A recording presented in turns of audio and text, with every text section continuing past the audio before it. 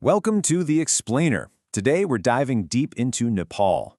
Now, this is a country that brings to mind breathtaking beauty, right? But it's also a nation facing some really profound challenges. We're going to break down the key numbers that tell the story of where Nepal is today and maybe hint at where it's headed. Okay, let's get right into it. We're going to start right here, because before we even touch on things like GDP or growth rates, we have to talk about people. Just let this sink in. Every single day, more than 2,000 young Nepalis leave the country to find work. And this isn't just a number, it's a whole generation looking for opportunities somewhere else. And the big question that's going to hang over everything we talk about today is, why? All right, to start answering that why, we first need to get a clear picture of the economy. This section is all about laying out the essential data points, kind of like the foundation for the whole story. First up, the big one, GDP, or Gross Domestic Product. It's sitting at over 61 crore Nepali rupees, which works out to about 46 billion US dollars. So what does that actually mean? Well, think of it as the total value of everything, every product, every service produced inside Nepal over a year. It's basically the broadest way to check the country's economic pulse. What does all that economic activity mean for the average person? Well, that's where this number comes in. Per capita gross national income is just over 1,500 US dollars. In simple terms, this is the average income per person. And it gives us a much clearer, more personal look at the economic reality for an everyday citizen. Now this is where it gets really interesting. You've got this fascinating contrast. On one side, you see the economy is growing at a rate of 4.61%. It's definitely moving forward. But on the other side, Nepal ranks 145th in the world on the Human Development Index, and that index looks at things like health, education, and living standards. So it tells us that even with that economic growth, the overall quality of life is still lagging way behind a lot of other countries. Economic numbers can only tell you so much. To really get a feel for Nepal, you have to look at the land itself and, of course, the people living on it. This is the real social bedrock of the country. And for a massive majority of Nepalis, that bedrock is agriculture.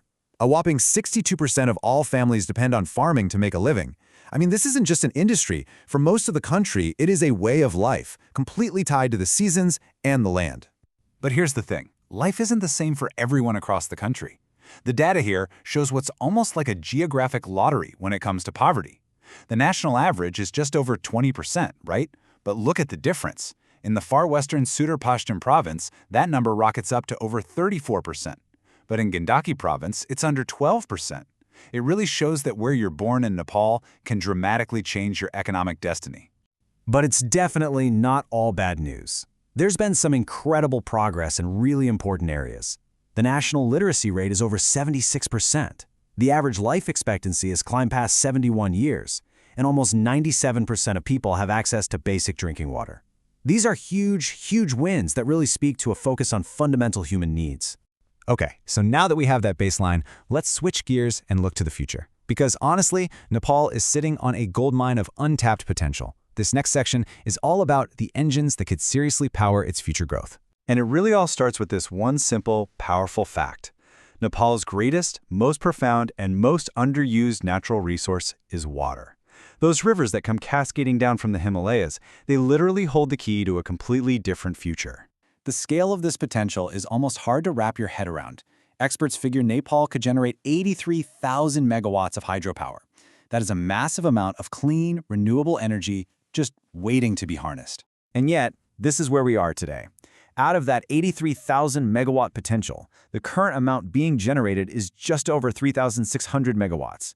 That means Nepal is using less than 5% of its hydropower potential. Now, you could look at that gap as a failure, but really, it's the single biggest economic opportunity the country has. Okay, another major engine is tourism. Right now, the average tourist spends about $40 a day. But the national goal? It's to more than triple that, to $125. The strategy here is crystal clear. They want to shift from being just a budget travel spot to a high-value destination that really leverages its incredible cultural and natural treasures. So, who's going to drive all this growth? The data couldn't be clearer. It's the private sector. I mean, look at this. It already makes up over 80% of the entire economy. So any vision for Nepal's future absolutely has to, have a booming private sector right at its heart. But, if all this potential is so great, what's holding things back? We can't paint an honest picture without looking at the really big hurdles that are standing in the way of all that progress. And that brings us right back to jobs. The official unemployment rate is 11.4%. Remember that very first slide? Over 2,000 young people leaving every single day? Well, this is a huge piece of that puzzle. There just aren't enough good opportunities at home to match what they're looking for. And then, layered right on top of that is the challenge of governance. Ranking 107th on the Global Corruption Perception Index, that's a real signal. It can scare off foreign investment, slow down big projects, and just create a drag on the whole economy, making it that much harder for businesses to grow and create those jobs everyone needs. And finally, we have to talk about the trade imbalance. So let's just break this down. Step 1. Nepal buys a ton of stuff from the rest of the world. Step 2. It sells far, far less back to them. And Step 3. The result? A massive trade deficit. We're talking a gap of over 9.8 crore rupees. That's about $7.4 billion in just 8 months. It's kind of like a household that's constantly spending way more than it earns. It's just not sustainable. So all of this brings us to our conclusion. Nepal is really a nation defined by this constant tension, this powerful push and pull between what it is right now and what it could become. And this slide really sums it all up, doesn't it? It's a balancing act. On one side of the scale, you have the immense promise of all that untapped hydropower, growing tourism, and a dynamic private sector. But on the other side, you've got the harsh reality of youth unemployment, ongoing governance issues, and that huge trade imbalance. The future really depends on which side of this scale gets more weight. And that leaves us with the ultimate question. The data lays it all out. The choices, the challenges, the massive opportunities.